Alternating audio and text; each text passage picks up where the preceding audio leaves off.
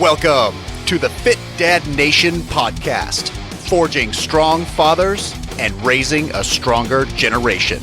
It's time to get up or shut up with your host, Steve Roy. Hey guys, this is Steve Roy, the host of the Fit Dad Nation podcast. Welcome to the show. Thanks for listening. So before I introduce today's guest, and I'm actually really excited to be speaking with him today, I just want to take a moment to invite all you dads who are listening right now and who are ready to start taking action on becoming better fathers and better men to join our brotherhood. The best way to do that is to head over to Facebook and apply to our free private group. It's the Fit Dad Base Camp, which can be found at fitdadnation.com/community. So my guest today is Martin Rooney. So Martin's the founder of Training for Warriors. He's also an internationally recognized speaker, trainer, the author of at least 8 books. He runs the popular podcast Into the Roar with Martin Rooney. But he's also a father of 4, and his lists of accomplishments and accolades go on for days. He's one of the most well-known and well-respected coaches in the fitness business. And he's worked with MMA fighters, athletes from the NFL, Major League Baseball, the NHL, collegiate, and Olympic athletes. And his Training for Warriors system has been implemented by the Army Rangers and Army Airborne Division. So I could talk all day about all the stuff you've done. I love your work, and I'm really honored to have you here, Martin. So thank you so much.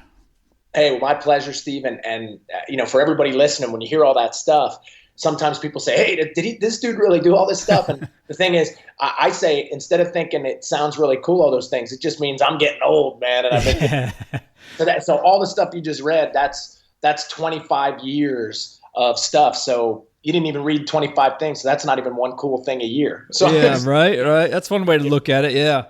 I mean, you've been around the block. You're a very seasoned veteran. You've been doing a lot of great things for a lot of years in this business. And I'm very familiar with your work, but I'm sure not every person listening is.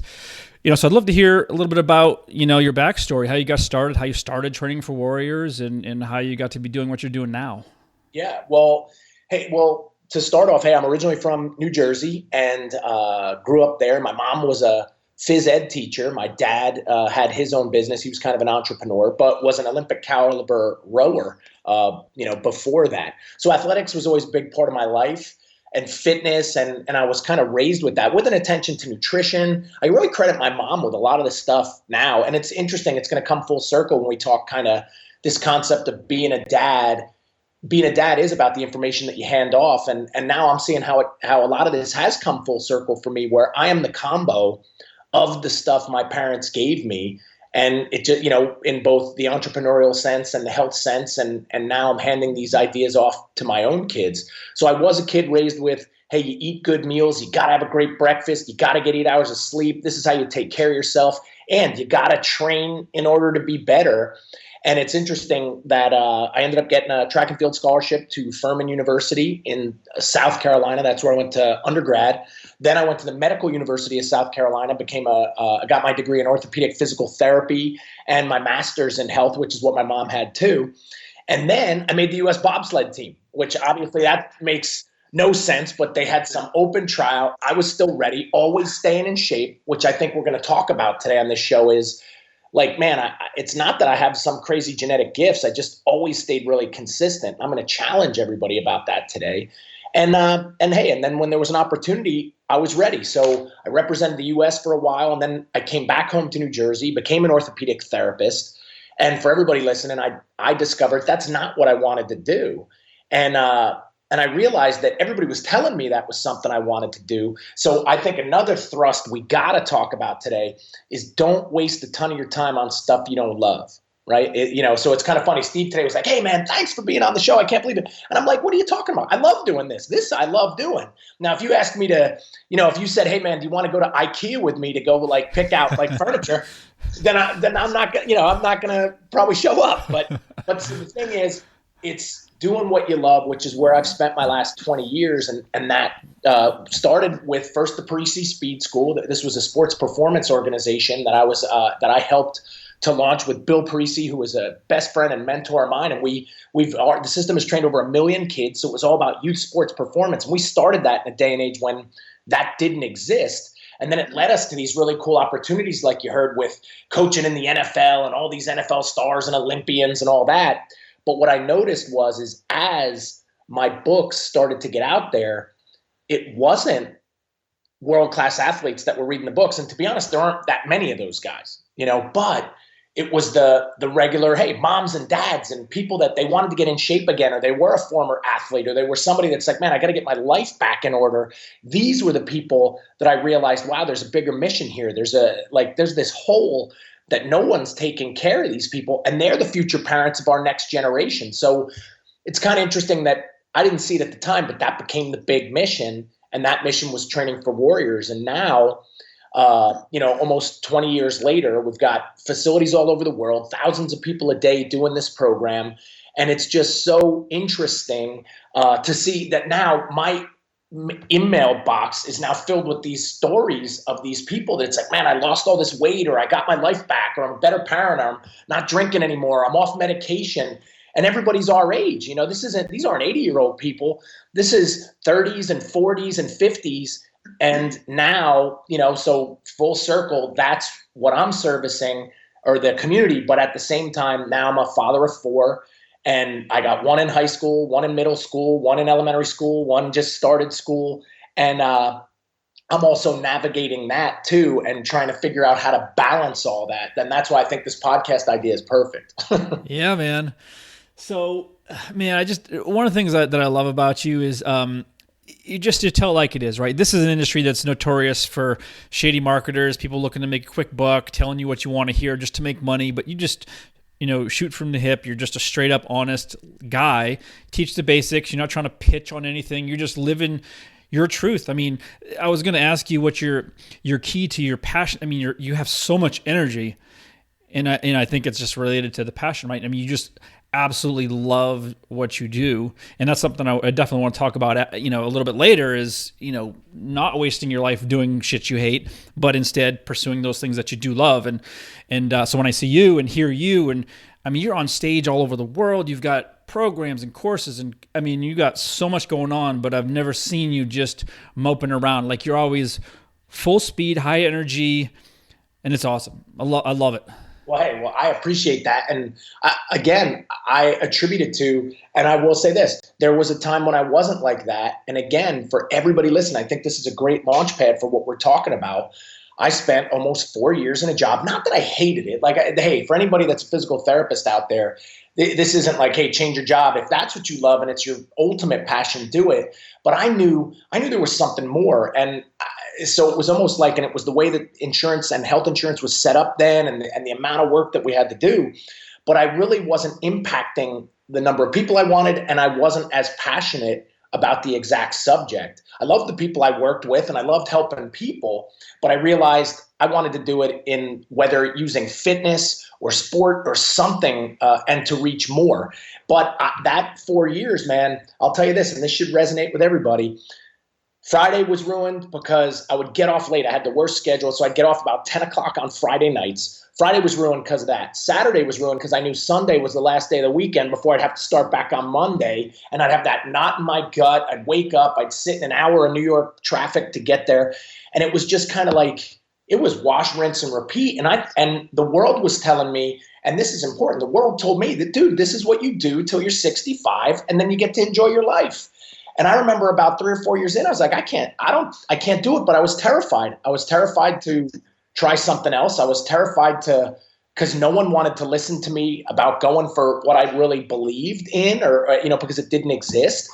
And so I think everybody listening right now, you got to take a look at, like, do you love going to work, or do you love what it is you do? And if not, what is that thing? And I'm going to challenge you. It doesn't mean go quit your job right now, but figure out how could you start building that thing, maybe as a side play or something, but don't go your whole life doing something you hate. And just because there's nothing noble. Also, my dad told me this, there's nothing noble about like sacrificing your whole life so that you could say, well, I provided for my kids at least. Because what you also provided was you showed them you were unhappy the whole time, probably didn't spend as much time with them, and didn't show them the most important lesson, to be passionate about what you love to do. So you see how we're meshing both there, is where I think my biggest lessons for my kids now is they see, man, my dad really loves what he does, and he has all that energy because it's something he wants to chase. And that's going to be some of the biggest advice I give him. So the secret isn't, same thing. I'm not a genetic freak where I'm just always on fire and crazy. I'm on fire because I do the stuff I'm really fired up about, if that makes sense. Yeah, I mean, that's such a great point. And I mean, obviously you don't know this about me, but I spent 11 and a half years working in finance. On paper, it was a great job. I had, we had plenty of money and I was providing, but I literally hated it. And I would go to work and I would think, okay, I'm going to waste the next 8 hours of my life sitting here doing something I hate. And so in 2010, I started a website. I started blogging about getting out of the 9-to-5, and it blew up. It got really popular, and I just wrote from the heart because I feel so strong, like you're talking about. Life is so short, right? But most people will go through the motions. They'll become a martyr. I have to provide for my family. I just have to do the work. Nobody likes their jobs, and to me, that's ridiculous. Yeah. The worst thing you can do is spend 40 years working doing something that you don't like, or something like you'll talk about is you'll tolerate it, but you're not happy. It affects every part of your life, right? And then what happens? You retire at 65 or 70, you get a gold watch. That's it, right? Yeah. That's no way to live. I mean, that's no way to live. And it becomes a vicious cycle where then that's what you showed your kids, and then that's what they do. Like, it was funny. I just heard that song the other day. What is it? The Cats in the Cradle in the Silver Moon. Yep. And if for every dad out there, you listen to that song, it'll scare you, because I'll tell you what, my dad, we lived a little of that. And I'll say this, often, we spend a good bit of time together now. There were many years that we didn't, and he regrets it, and he brings it up all the time. And I'm like, Dad, no, don't think that way. But I think, like his generation was, you work your tail off in something you don't like to have the house and whatever, so, get a pension. All that stuff doesn't exist anymore. Yep. Also, by the way, but never did we have the class in school that said, go for what you love or chase your passion. And here's something really cool, because I'm thinking of it right now. Our kids now are going to have jobs that don't even exist yet. Like my kid will say, I'll say, hey, what do you want to do? And sometimes she's unclear, my oldest. And I'm like, that's okay. Because the job I have right now, that job didn't exist. Yep. Nobody asked me to, or for instance, right now we're on a podcast. No one could say, hey, yeah, I want to be a podcaster 10 or 15 or 20 years ago. It wasn't even real. But again, everybody listening, the lesson here, listen to both of our stories, Steve and mine, that, hey, we were there, but we made the switch. And it wasn't overnight or something else, but I would challenge everybody. And here's the best way to do it. You ready? And I'm going to give this is powerful, Steve, for everybody listening. I look back now, and if somebody could have just given me this one question, I would have moved on way earlier and been way more confident. And here's the question. You ready? It's, what's the worst thing that happens? What's the worst thing that can happen if you leave this job you don't like and give it a shot at what you do like? What's the worst that could happen? And you know what the worst that would have happened? You would have left finance, tried what you loved. If it didn't work out, you go back to finance. Like that would have been the worst thing that could happen. And it's, if I could have understood that, I would have just moved on and tried something way earlier. And instead I created all this stress and all these scenarios or these stories that didn't exist. And now looking back, I probably gave up an extra 2 or 3 years that I didn't have to, Yeah. So maybe that question for everybody listening, hey, what's the worst thing that can happen if you start doing a little something on the side, seeing what you really love, ask these bigger questions, and then maybe go for it. Like, what's the worst that could happen is you'll be able to someday go back and still be doing what you're doing anyway. So give it a shot. Yeah, it's usually not nearly as bad as people think that it's going to be. And you talk about the importance of not having your kids see you unhappy. And so I was married for 8.5 years. The marriage wasn't great, and it got worse as time progressed. We went through therapy, counseling, all that stuff, and it just wasn't working. We just couldn't communicate. And I have 2 daughters, and they were 5 and 8 at the time, and we decided one day that enough was enough, and we chose to go our separate ways. And I decided that as hard as it would be for me to walk away and start over and only see my kids on the weekends instead of every single day, because I was very involved, long term, it would be the best decision, because the kids were seeing 2 parents that didn't like each other every day. We weren't yelling at each other. We weren't fighting, but there was a lot of, unspoken angst and anger. and we didn't like each other, and it just went on for years, and it was a terrible environment. And so ultimately I made, the sacrifice to move on, and now, to be honest, my relationship with my girls is phenomenal. So much better, because now for one, I value my time with them so much more. When you're married and you have kids, and it's always like, hey, how do I get a date night with my wife? But for me, I can only see them on the weekends, and so every second that I have with them, I want to be present. And I think that's a huge thing too. But yeah, my relationship, they see me happy. They see a happy father, and that's been huge. That's so important to me, and I think for anybody, any dad. No, absolutely. Well, and hey, it's on all the levels. It's not just the relationship level, which obviously that's important. But look, what we're also talking about, the career-wise as well. That I don't know, like they got to see somebody. They're going to become what we are. Like, we're the models for our kids. And I think everybody listening, you gotta hear that. So what model are you setting, not only in your relationships, but in your career or love for work, in your nutrition, in your exercise habits, in your habits of how you use technology or where you spend your time, because your kids are going to be a byproduct of that, and just like I was of mine. It's interesting that and then some things that they're going to see, maybe there's going to be lessons for them too. But hey, so one, I appreciate you sharing that, because for everybody, guys, the vulnerability, that's a tough part, especially for the guys to have. And me having 4 daughters, I think that's why that worked out for me, where it's forced me to, if I had 4 sons, we'd probably run the house all day. Actually, yeah. Way different. I'll tell you that.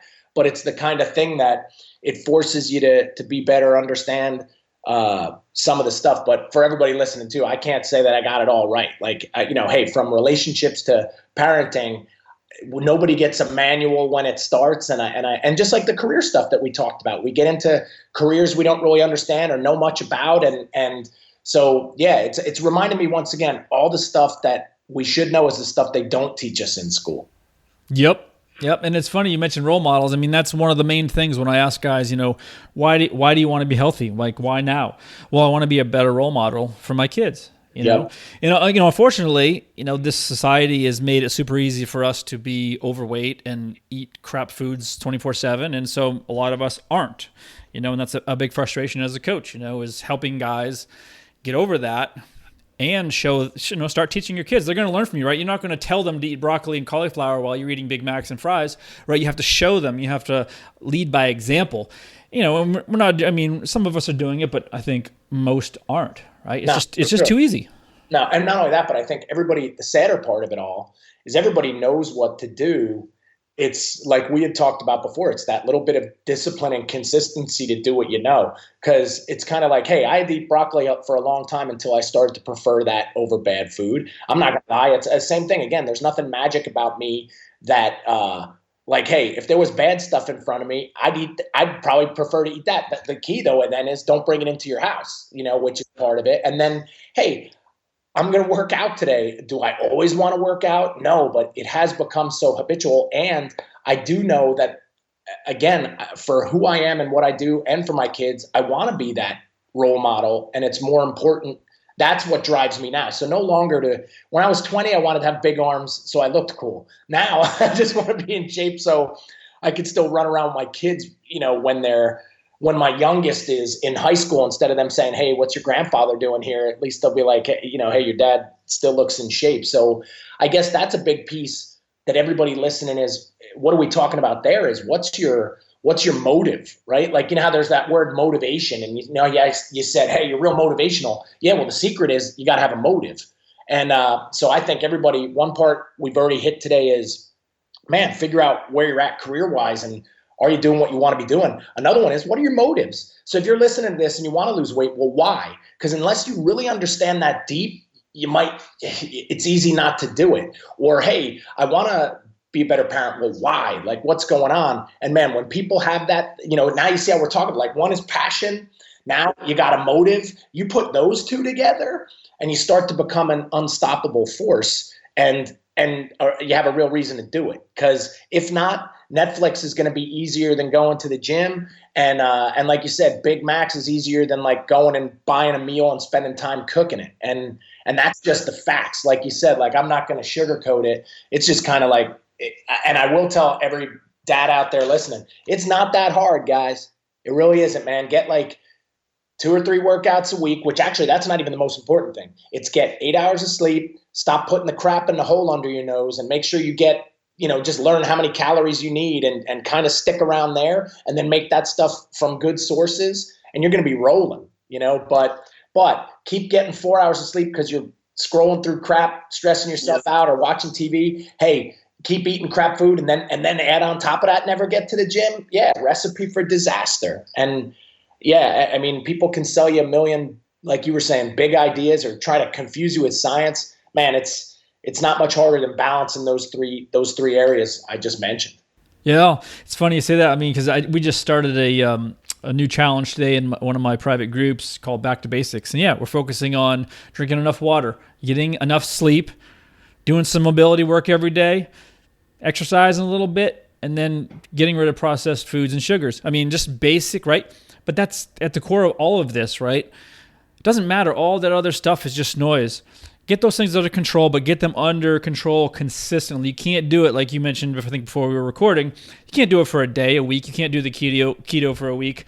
And this has to be something long-term. And we talked about everything works, but it's a very personal thing. What works for you? What a keto diet may work for somebody very well, and some people it's going to be horrible for. And the idea is to figure out what works for you. With the resources that you have, your lifestyle, your schedule, all of those things are going to play a factor, right? And so when you figure that out, for me, I love like a primal type of diet. For me, that works extremely well. It cuts out a lot of the crap. I don't feel great when I eat breads and the heavy carbs like that have nothing really valuable in them. And that works for me, but other people, they can't do it.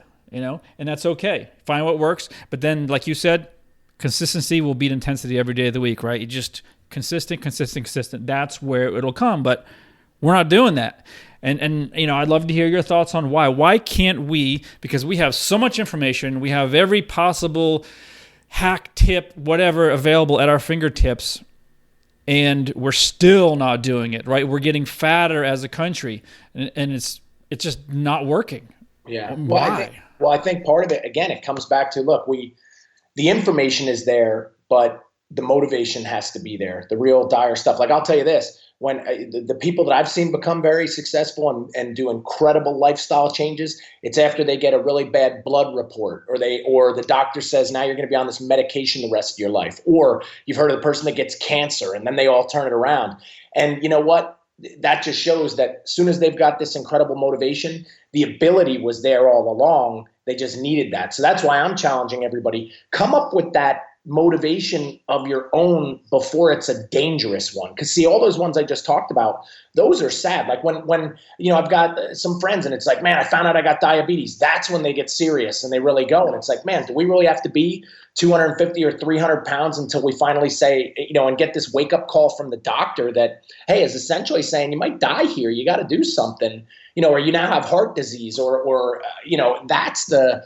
So again, I'll take that step back of what is the motivation? Because if you have that, that's how it's going to work. Just like, hey, if you wanted to be an Olympic athlete, but you don't care, you have no motivation, they're not going to do it. But then the person even that's less talented with more motivation has the shot. The stories are always famous there. So again, I think this is an important thing for this podcast is getting that person, hey, analyze your job where you're at right now. And next one is analyze your motivation. What is it that you want? Do you have it's interesting. I just got a Facebook message yesterday. My 30-year high school reunion, they're going to try to get everybody together. I believe it's either September or October. And I'll tell you what, that's going to motivate some people. I have a feeling, like that. All of a sudden, there's an event. There's a reason you want to be in shape. You want to look good. You don't want to, or what's scary is, or it'll just have people not show up if they don't want to try it.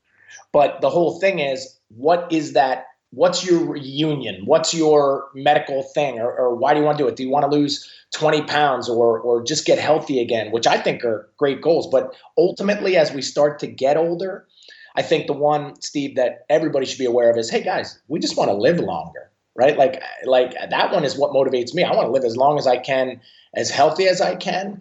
And the stats show like our generation is going to essentially, if you don't have, I forget how they worded it, but it was like, if you don't have some kind of bad genetic disease, the odds are it's either going to be cancer, heart disease, high blood pressure, or something, all these preventable stuff that you can keep in check. And so why not start now, and working towards it. But regardless of if you can think long-term enough or not, and that works for your finances as well as your health, you got to have a reason to do it. And then it's putting into action some of the simple stuff you already know. So for instance, anybody listening, you already know how to eat right. You don't need a diet book. You already probably know how to work out enough, like just to go do it. You do. Like, don't say you don't. And then the last piece is, hey, if I asked everybody, how many hours of sleep do you need? Or is water good for you? Or is broccoli good for you? Everybody knows it. So again, the original question, the short version is, why isn't anybody doing it? And it's, we either don't have a reason, or our ability to delay gratification for the long-term idea. That's the missing ingredient. So the best gift you could give yourself is not a new pair of shoes or a set of golf clubs. Best gift you could give yourself is you write down 2 or 3 things that really drive you, get you up early, keep you up late, to find that extra time to either eat right, get yourself in shape, get to bed. And man, you'll have 20, 30 more years with your family and your kids to do it.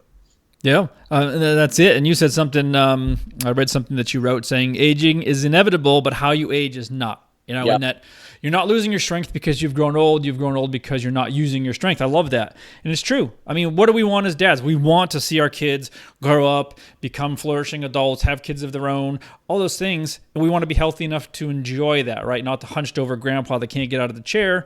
I have had clients in their 60s, early 60s, that look like they're 90.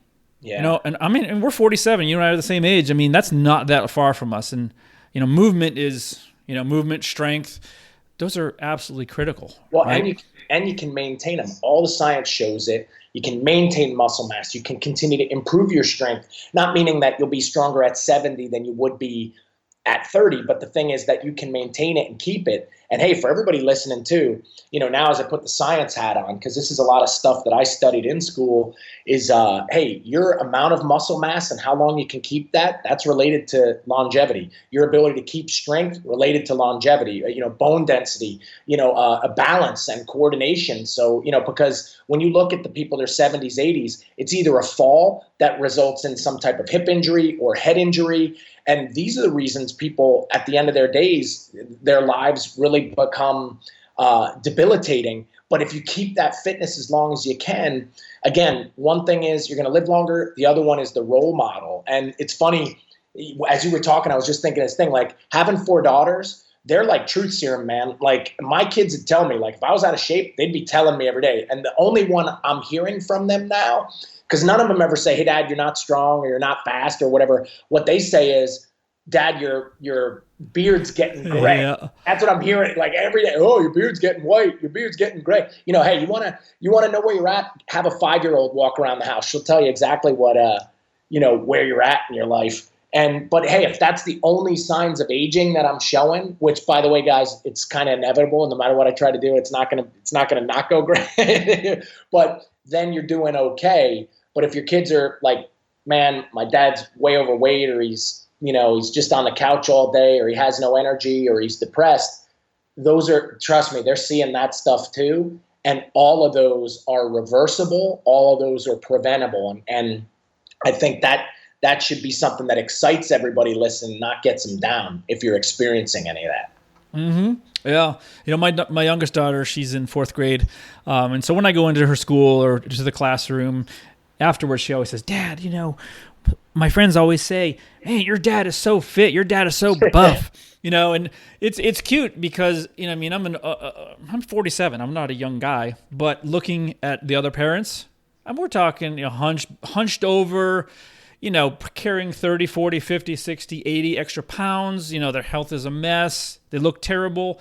and that's what they're learning from, and then you see the kids start to learn from that. And you've seen this, I'm sure, way more than I have, but my daughter plays 10U softball, and I've seen 10-year-old girls that have been 250 pounds.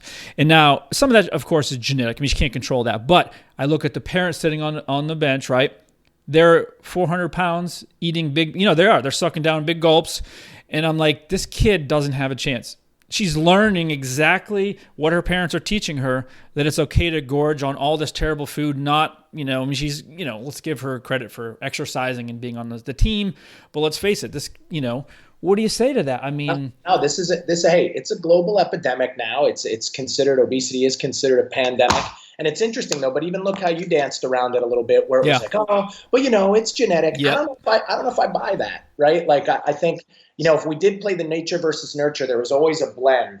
But no 10-year-old should be 250 pounds. Like, I don't care how genetic you got it. Because if we take that kid to the Sudan, that kid's not going to be 250 pounds. So there is environment that is at play, and the parents are directly responsible. And this is a tough one because it is a form of abuse. Like, if we saw the same parent beating their kid up at the softball game, we'd be all over them, and you would stop it and you would shut it down. But when we get into eating and weight and esteem, these are very soft issues that are tough. And, and now you're talking about people's habits or trying to influence that. But yeah, I mean, I think it's one of the toughest things that I can ever see. And I'll tell you, my wife knows, because like when I see it, I'll be like, oh my gosh, look at this kid, or man, but what do? That one is a really tough one. But that's why I've spent my work trying to, you see how it's not about the kid, it's about the parent. And that's why this episode, hey, because this is dads out there. Guys, we're the ones responsible. The parents are the ones bringing the food into the house. The parents are the ones creating the habits, or like we talked about today, the role models for this behavior. And our future generations are going to count on it, So we do have a responsibility there. And that's not, and again, we're not taught that. When you bring your kid home the first day from the hospital, nobody says, hey, man, this kid is going to, in many ways, become everything that you are, so watch yourself. And, unfortunately, sometimes we don't get it. But yeah, that one's a tough one where I got to always jump in, because I agree, it's not the kid's thing, but at the same time, then how do we change that parent? And that's kind of the direction I'm going now with my organization. It's pretty cool, because I will see that, hey, I will say this though, and this is for everybody listening. When parents will write me and they will say, man, I got in shape and now my kid wants to go train, or my kid is eating different, or now they're doing it. Yeah, it starts with us. Don't say, oh, look at my kid. My kid's so lazy, sits around on tech all day. Then who bought that tech? Take the tech away. Take the video games away. Start just doing something here. But yelling about it isn't going to work. Yeah, for sure. And I agree, the environment plays a much larger factor than the genetic piece of it. And a while back, I had actually posted about this exact situation, because I've seen it a few times, but I was pretty upset about it when I saw it. And I saw the parents just could not care less about their health. And so I posted, a pretty lengthy opinion on it in a private Facebook group. I have about, 600, there were about 600 guys in that group. And I was shocked at how many guys got upset at that, how pissed they were at me for fat shaming this family. And I'm like, whoa, what is going on here? And then they laughed, and it was nuts to me. I was like, no, it's a scary topic. Because like I said, look what you said. It's so, I think what's scary about it is reversible. It's something we can all control, but maybe people don't want to do it. And then we take an angle of, hey, you shouldn't discuss this or talk about this. And it is, I mean, hey, for instance, I just read this really intriguing book about Lyme disease, because I have a few friends that have that. And man, nobody has a problem talking about that, because they'll say this is a real thing and we got to figure this out, and we're not figuring it out. But some of these things about obesity or, childhood obesity, and I'll tell you what, the next level is going to be with the advent of the internet and what's happening with these kids, like whether it's depression, suicide, there's just some real scary stuff, but nobody wants to dig in on it. And, and if you do, yeah, you're walking a slippery slope. So remember, our purpose today, especially how I understood it, is, hey, dads, you're the role models. Dads, if here are some ways we can get our lives in order. And you know what? That's going to trickle down to the family and make everybody's life better, but yeah, like, hey, we're not shaming anybody or anything like that. But at the same time, when you bring these topics up, and if it does create a firestorm, it probably shows that that's a topic that people should be talking about. Yeah, more. absolutely. Absolutely. I mean, so you'd mentioned something a little bit earlier, and I read this as well, that you said one of the keys to your success is your ability to delay gratification, right? And so you mentioned it earlier, and I mean, we're just a society, our culture, we do not do that, right? We want everything immediately. Obviously, in this fitness industry, quick and easy sells, instant results sells. And, people aren't wising up to the fact that that's not how it works. And so billions of dollars being made every year on fad diets, programs, the Simply Fit board, that piece of plastic crap. I mean, it's nuts to me. I mean, nuts. And so what's the secret, for you? Like, how are you able to put off the instant gratification that, so many of us, and I'm someone like that too, that wants the instant gratification and say, you know what, I'm going to push off my short-term happiness for a potential payoff. It could be down 6 months, it could be 6 years, but that's what I'm going to do. Yeah, I guess it's, it goes back to habits. I spent a lot of time studying that, but also, like I had mentioned before, so everybody listening, because I think it's all intertwined. When you look at financially, the people that are most successful, they have the ability to delay gratification and think long term. I'm sure that people that are healthy into their 70s and 80s for a long period of time were delaying gratification and thinking long term. But that whole concept of pleasure and pain, you see how it was like delaying gratification means that there's going to be some type of pleasure. But here's something interesting that I believe is that once you've created a habit strong enough, that is the pleasure. So here's what I guess, so that everybody understands about me, I work out and it is pleasure. Like now the endorphin rush, the release, the feel after it. If you locked me in a chair and made me watch TV, I'd go out of my mind, because that is now pain. Just like I now equate, man, the wrong food or eating too much or eating until I'm just almost passing out. That's pain. So I've gone long enough that now those it isn't even really like delaying gratification anymore. Now it's just become a habit of good, I guess healthier addictions, because I've written about that too, where, hey, just like sugar is an addiction, so is eating healthy, and, so it's almost like I just have healthier problems, so like, yep.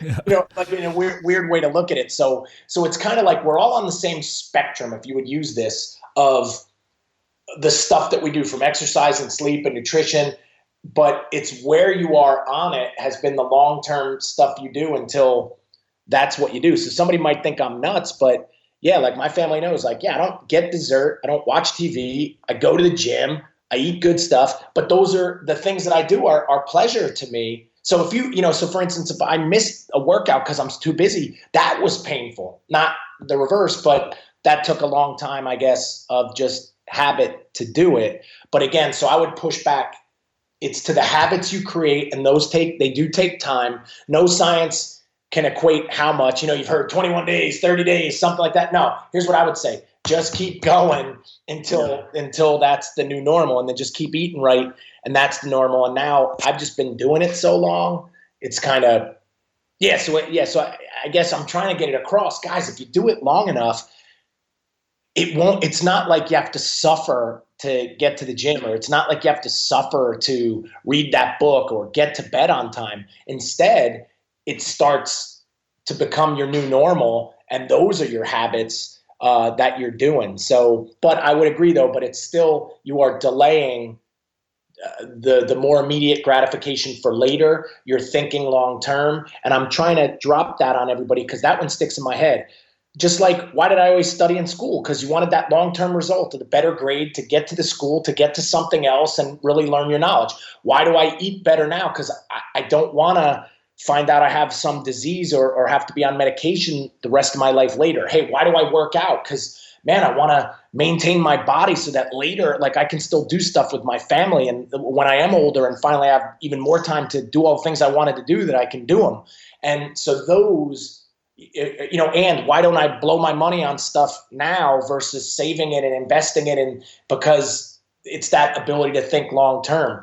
And anybody can do it. That's the other part too. It's not there is no natural gifts or special things. It's just having access to the right idea and going for it.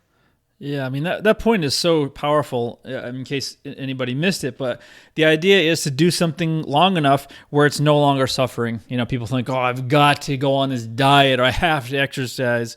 Yeah, you get to a point where those Pop-Tarts no longer taste good, right? That's where you have to get. And for most people, they may not ever even get there because, we know how addictive and how much we crave these sugars and these refined processed carbohydrates, all these things, right? But to get to a point where all those healthier things are now second nature is where you want to be. And that's, I think, the key to, sustaining it. And it's taking small steps. Like, hey, right now, strawberries are really ripe, the ones that we're getting. And it's like, man, they just taste so great. Because as soon as you said Pop-Tart, I'm thinking like strawberry Pop-Tart. I can't say I didn't have those when I was a kid. But said that, I'm like, in my head, I'd be like, do they still make Pop-Tarts? Is that even something they have? But the whole thing is instead, it's go buy that fresh fruit. And really, you'll start to see that flavor is actually way better. And then you're putting something healthy in there. You would like it more. But it starts with the first strawberry, or it starts with also again, that same thing. Just don't bring the stuff in your house. Cause I know if I had boxes of Pop-Tarts in my house, I would probably have some too. You just can't do it. But it all becomes these little habits that then they add up. And here's another part too, guys, listening, as soon as you start seeing results, that gets more powerful too. So man, soon as like, wow, I'm seeing a difference and somebody else sees a difference. Your kid says, Dad, you look different right now.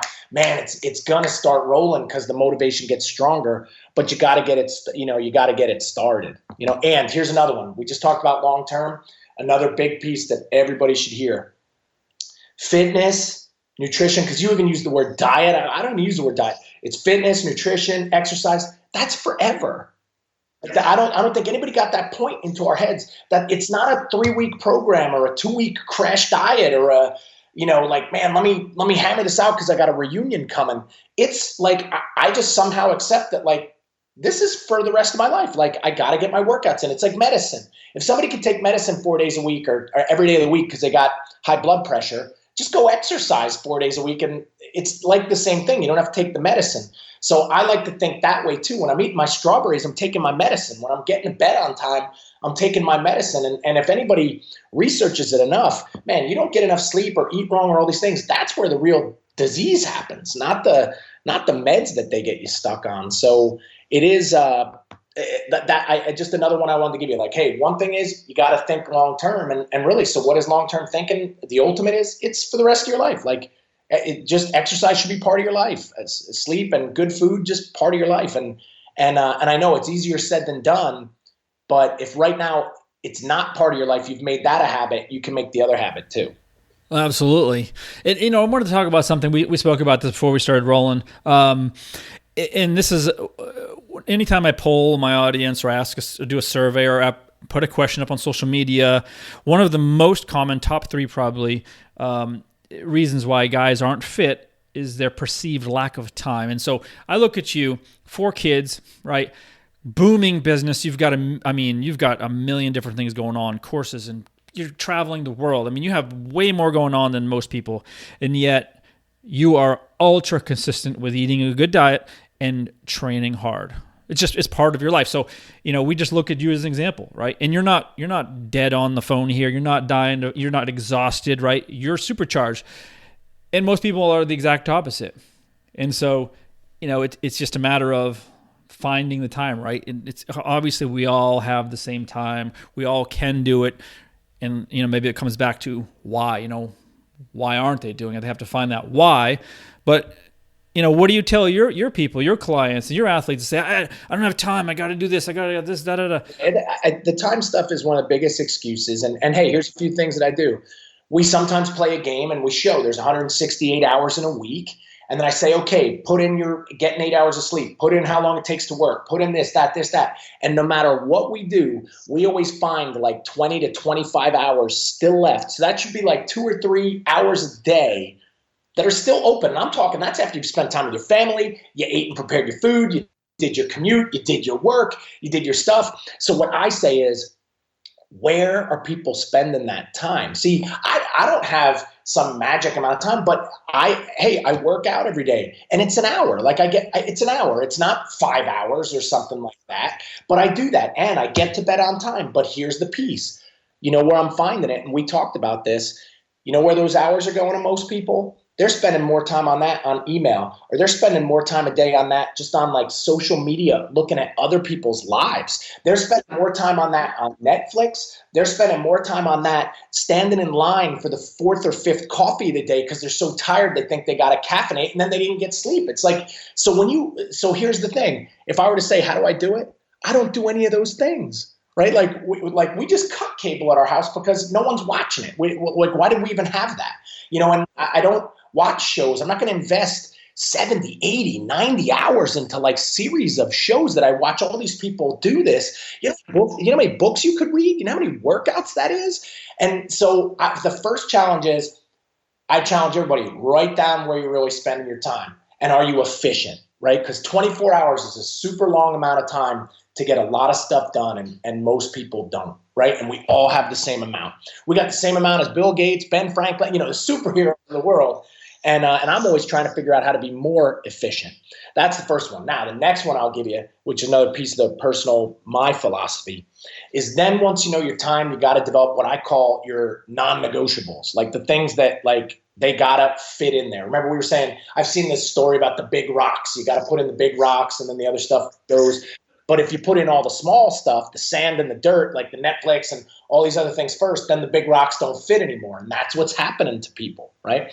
So the whole thing is, what are your non-negotiables? My non-negotiables are, you're not taking away my workout. You're not going to get me eating bad food. You're not going to take away my sleep. It's too important. To the point, because it's funny, my wife is, I can see her barely through the crack over there. And we just bought a new mattress because this mattress that we had, it's killing her, and it's affecting her sleep and it's wearing her down. And it was just like, man, we have to do something about it. And we just invested into making sure that the sleep is good. And this morning I was like, how's it going? And she said, okay, my back's not hurting me anymore. So I know that'll be more restful sleep, more productive. And it's like, well, invest into that because that's a non-negotiable, you know what I mean?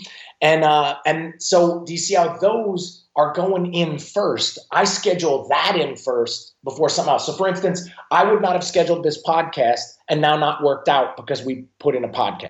You see what I mean? Like I'm going to schedule it. So like, that's why we're doing it now in the morning so that I still have my workout time at 1 p.m. to 2 or 2:15. And like, man, I'm going to get after it.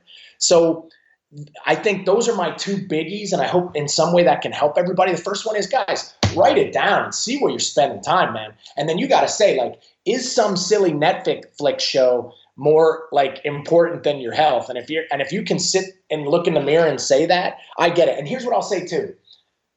I get it. Like people need to unwind. They like their show or their hobby. Then okay, then watch it like 1 hour a week, like we used to. But like 30 in a row or like the whole weekend, that's what you did. Like, then don't get upset when you're not healthy and you don't have the money you want, and I won't sugarcoat that, but it really comes down to, again, deciding really what's important. And I'll tell you what, you've talked about today too, and this is for everybody listening.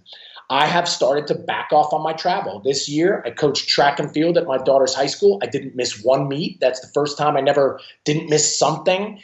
And I'll tell you what, I'm making also that non-negotiable is spending time with my kids. Because listen to this one. You ready? You're going to love it. I heard this in Philadelphia and I was just presenting. I don't know if the stat is true or not, but it spooked me. And it's that 85% of the time that you'll spend with your children will be before they're 18 years old. And when I heard that and realized I have a kid that's about to be 17, I'm investing some more time, man. And it's kind of true because, look, I went away. When I turned 18, I went to college and I was gone for 8 years in South Carolina. Then the bobsled team. I was gone for 11 or 12 years. I barely got home for holidays. And so I'm challenging everybody listening too. I'm not giving that time up for Netflix, or Game of Thrones or some dragon show. I guess that's what it is that everybody talks about. Like, you got to be kidding me. Because if that's, then you got to worry about your legacy more. And this role model thing that we're talking about. So it's kind of, all of this, it's coming out. But guys, I can't say my philosophy is right. It's just that I'm telling you what I do. I can't tell you what to do. I'm telling you what I do. And, but it hasn't failed me yet. And I feel that it's right, so if somebody wants to tell me, no, man, you should watch 50 hours of shows and then not spend time with your kids and eat poor food and not get enough sleep as a result of all these things, so that your health is even worse and then you really feel bad. I'm listening. I'd love to hear the theory on that. But at the end of the day, if we were going to summarize now, it's, man, don't do something you don't love. Fitness is a lifetime endeavor, which involves your sleep, nutrition, and exercise. And man, watch where you're spending your time, because that time is available to do those things. You just have to, it's not even managing it. You know how people say time management? No, like, I guess what I would say is you just got to be real selective where you're spending it. Like, you got to look at time as your most valuable resource. And like you said, Steve, we're both 47 now. Guys, the clock is ticking in my head. I'm getting scared. Like, we are in third quarter right now. You know what I mean? Even if we live to be 80 or 90, we're in the third quarter now. That freaks me out. And like, my time gets only more valuable to me and how I'm going to spend it, and I think everybody needs a little dose of that. And then how could you not exercise a little to get you a little more of that time?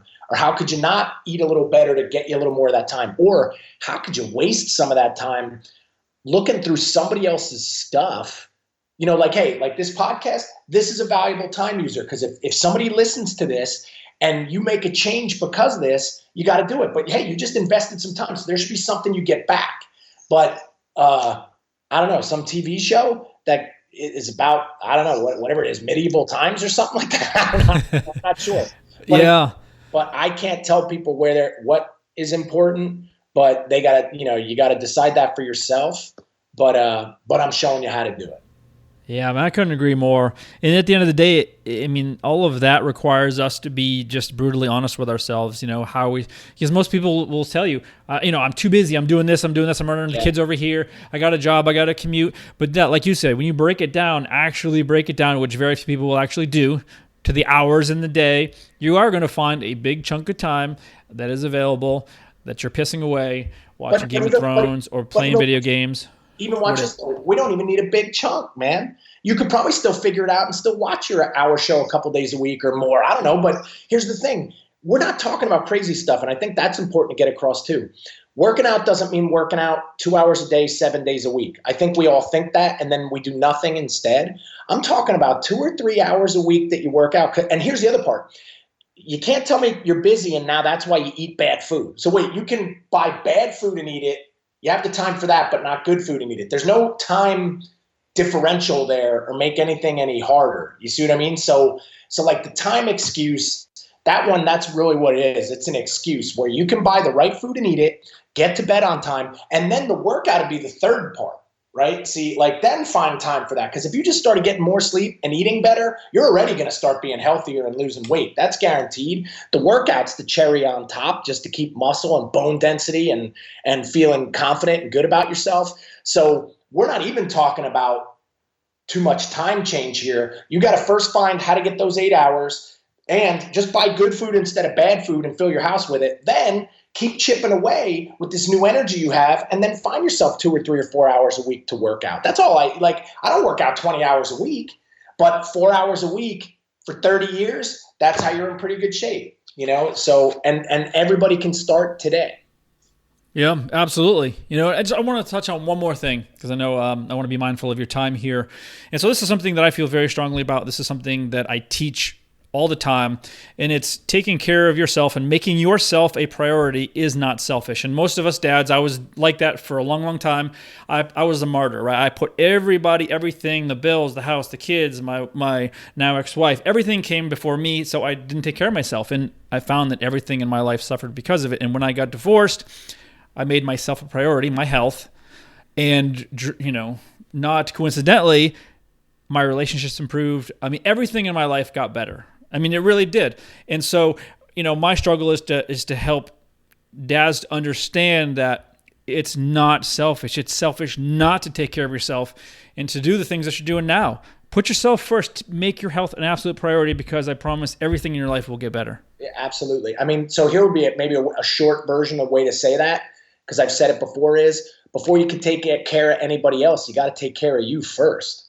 Right. And that's the problem we're finding. Look, so the dad that doesn't eat well and then feeds his kids not well, and they see him not get enough sleep, and they watch him watch TV all day. You're not taking care of anybody. Right. But hey, I get it. Like, so I battle with it too. And every dad out there probably does, like, oh man, yeah, because I don't know how it was put into us, this American ethos, because that's really what it is. Like in other countries, it's not the same way. This pressure on us. It's almost like, oh, you're working out. Oh, you could have been doing something else, and that's so selfish. It's like, no, that's how you create the energy and everything else that you have to take care of everybody. So you got to remove that one from your head, just like you said. So we shouldn't be a martyr in that sense, and we shouldn't be a martyr in the sense of, I have this job that I hate and this commute that is killing me, but I'm providing, and so I'm so honorable with that. And that's why I was saying, guys, there is nothing noble in becoming the person you don't want to be to provide for somebody else, because actually in the end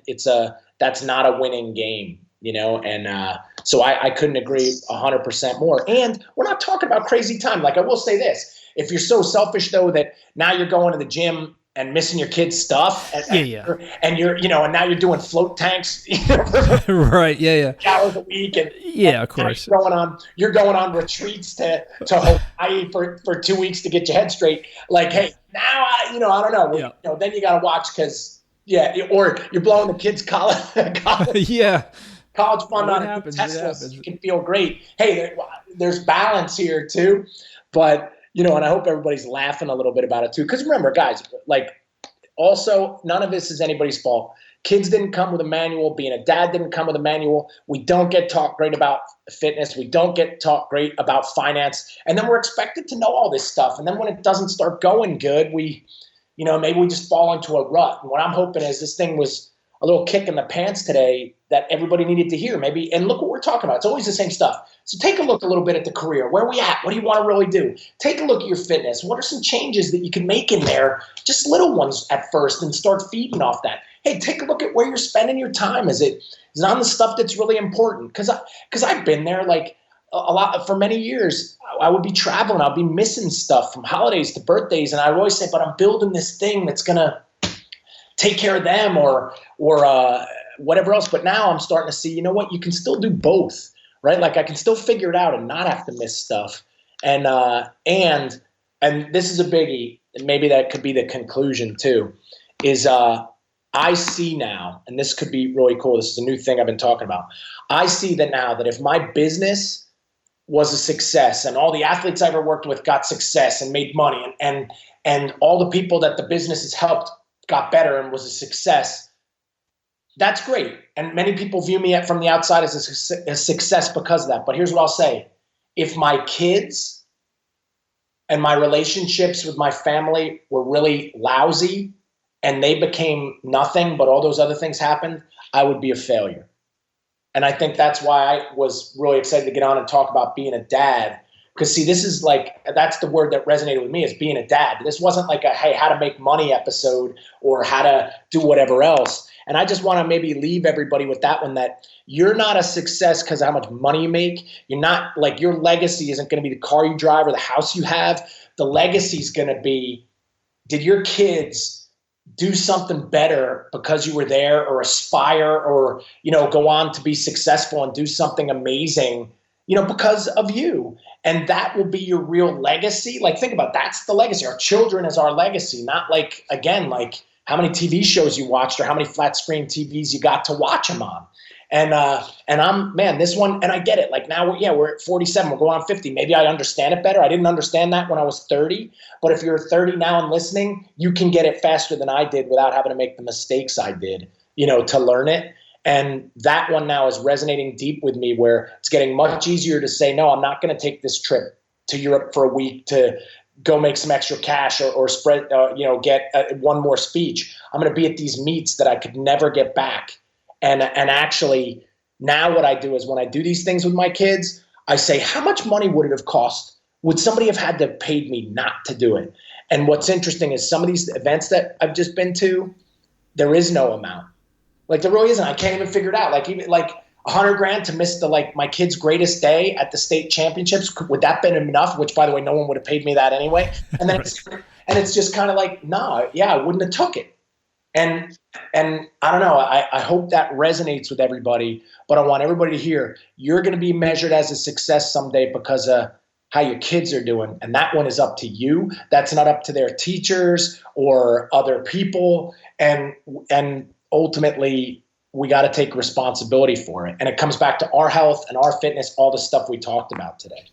Yeah, man. Well said. Well said. This has been awesome. And to be honest, I would love at some point to do this again because there's so much more I want to talk to you about. So, before we jump off here, where would you like people to find out more about you and what you do? Yeah, well, hey, you heard already. I have a podcast too. It's called Into the Roar. You can check it out wherever podcasts are found. And there's a lot of I do interviews. I did interviews with many successful people that I know. But there are there's about 100 episodes of exactly the stuff that we talked about, which I think has been so helpful for people because it gives them step-by-step stuff on habits, time management. It's all there. So check it out. You can check out trainingforwarriors.com. That'll show you a little bit more about the organization and what's going on. And on Facebook or Facebook, just Martin Rooney, and Instagram, it's the Martin Rooney, where I'm always putting up pictures, and you'll see it's pretty interesting. Now, when I look at it, the last thing I list in my credentials is dad. And I don't see a lot of people do that. And now I'm starting to see the information I'm putting out there.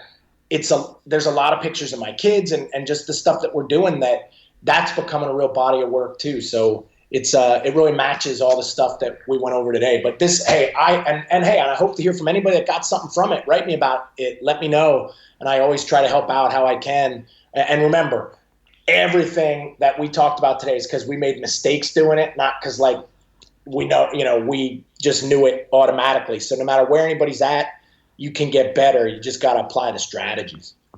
Yeah, man. Thank you so much for your time. This has been amazing. No, my pleasure. So looking forward to the next one. Sounds good. I'm ready.